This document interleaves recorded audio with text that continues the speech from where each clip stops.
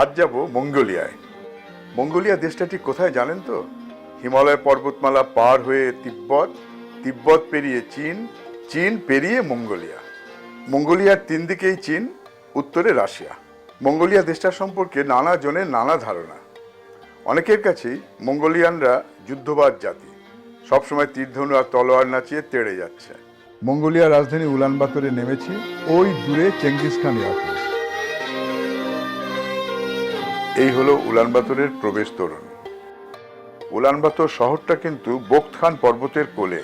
Mongolia বলতেই সর্বপ্রথম যে ছবি আমাদের মনে আসে, মঙ্গোলিয়ার রাজধানী উলানবাতরের সঙ্গে কিন্তু তার কোনো মিল নেই। উলানবাতর আর বাকি মঙ্গোলিয়া যেন আলাদা দুটি দেশ।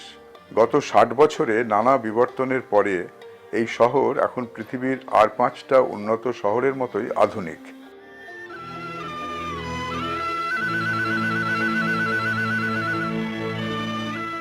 অক্ষত অল্প কয়েকটি মনাস্ট্রির মধ্যে এই গান্দান বা গান্দান তেংচিংলিং খিদ মনাস্ট্রি একটি। এর দীর্ঘ নামের তাৎপর্য হল সম্পূর্ণ বিজয়ের পুণ্যভূমি বা মহাকাশে ব্রহ্মাণ্ডলোকে যাবার মহাসরণী। গান্দান হল উলানবাতরের সবচেয়ে বড়, সবচেয়ে গুরুত্বপূর্ণ মনাস্ট্রি। এর ভেতরে 400-রও বেশি সন্ন্যাসীর বাস। পথের ধারে হঠাৎই দেখা এই দুকুজো ব্যাকটেরিয়ান উটের সঙ্গে। এই উট মঙ্গোলিয়ার রুক্ষ আবহাওয়ার সঙ্গে নিজেদের খুব মানিয়ে নিয়েছে।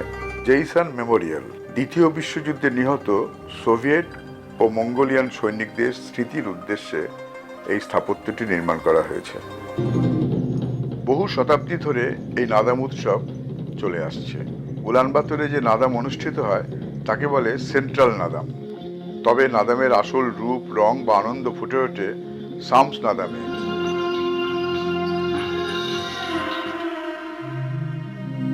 এই হলো কারাকোরামের বিখ্যাত এডেন জু মনাস্ট্রি।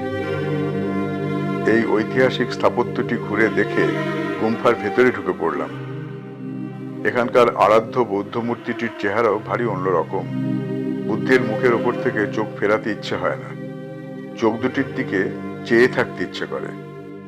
ওই দূরে মঙ্গোলিয়ান যাযাবরদের চিরাচরিত বাসস্থান।